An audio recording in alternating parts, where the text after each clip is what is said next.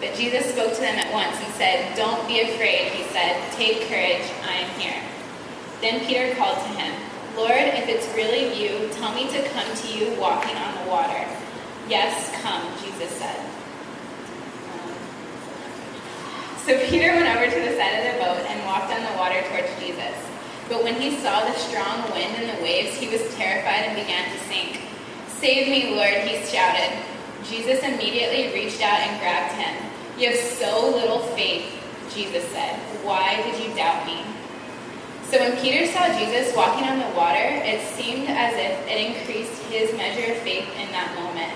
Despite the roaring ocean, the giant waves, and the chaos going on around him, he saw where God was moving and wanted to be right there in the middle of it.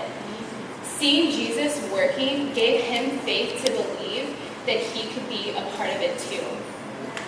I've been so inspired by so many different people in my life. I've seen others going big, giving everything they had to advance the kingdom of heaven. In those moments, their measure of faith increased mine.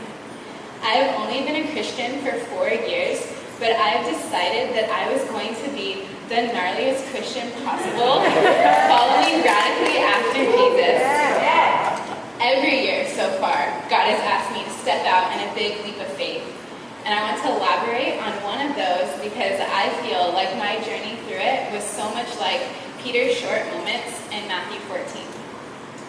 So in 2011, God asked me to sell everything I owned to do an around-the-world mission trip.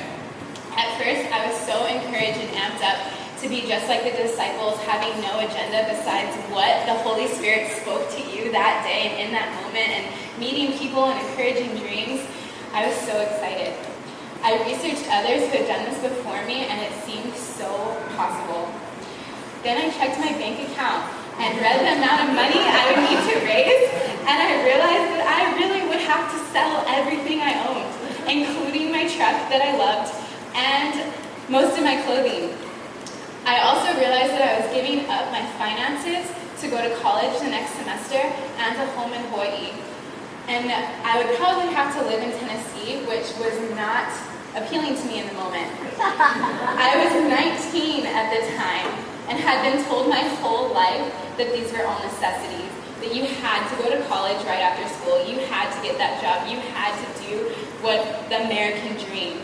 So when I felt like God was asking me to lay every single one of those down at his feet and trust him, I was so scared.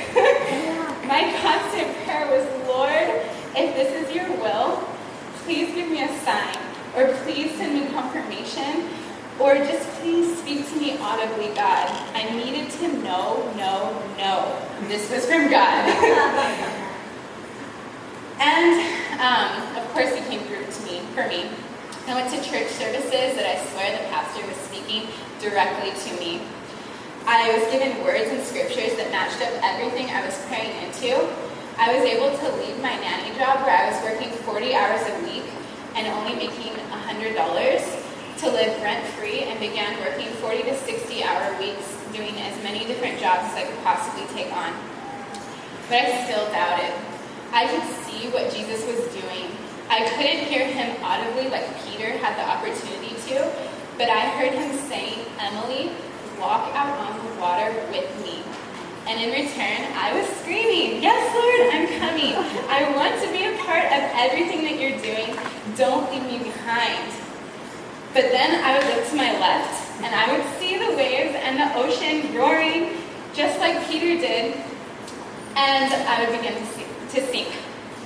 I remember a distinct moment when I was crying to my friend Suzanne about being afraid to leave everything behind, everything I knew, not knowing what I would come back to or what would be in store. And I thought that she would have so much sympathy with me because she was called to the same vision and was doing the same thing alongside me.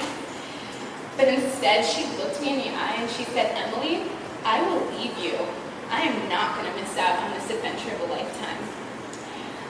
I could hear Jesus' disappointment in her voice. "Haven't I gotten you this far? Why aren't you trusting me?" I was just like Peter, and in that moment, her measure of faith increased mine. So from that point on, I decided I was getting serious. I was determined to hear God every step of the way to make sure I stayed on track.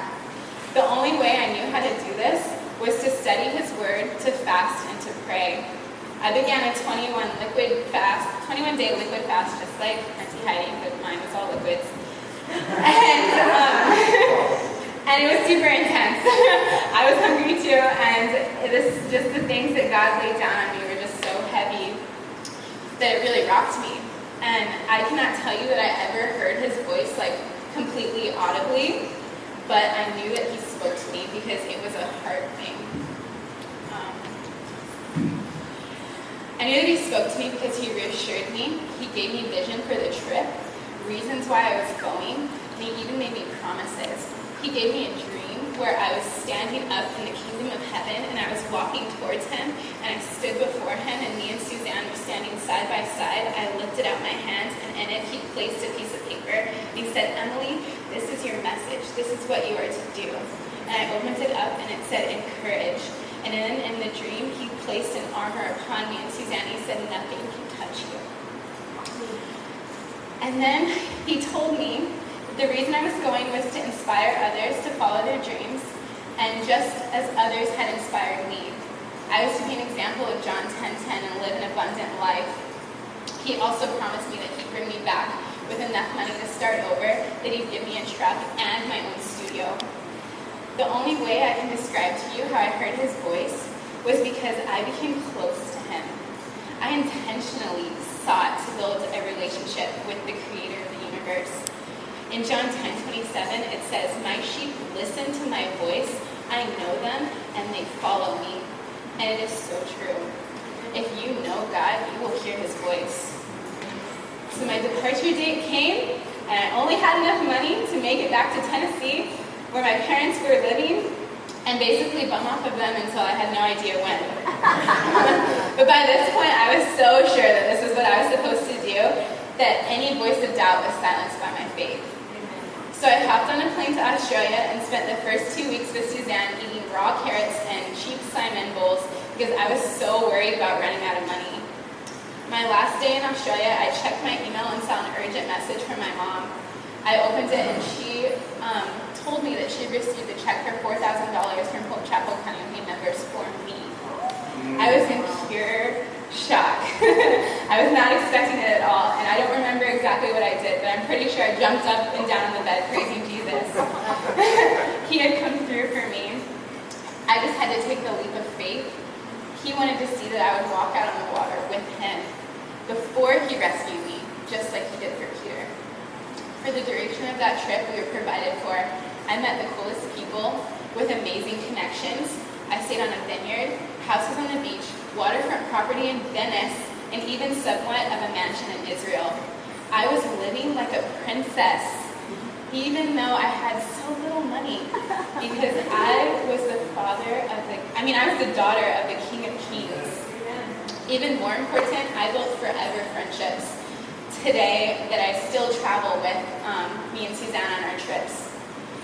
And throughout the trip, and ever since then, I've continued to stay close to Jesus' heart and hear his voice. He has directed me towards more adventures and completely away from others. He has saved me from persecution and brought me to places I thought I could have only dreamed of going to. I was able to visit my family in Tennessee and made it back to Hawaii with as much money as I had started the trip with. I was asked to become a live-in nanny and given my own apartment that wasn't just a studio but had 2 bedrooms. And I received scholarships to start school the following semester.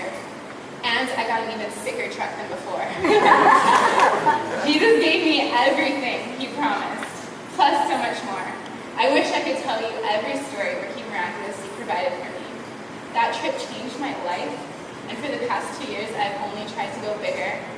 He was preparing me to move to Indonesia this year, even back then. But this time, I trust him. My Father is the King of the heavens and the earth. He holds everything in the palm of his hand, and all he asks is for us to live in relationship with him.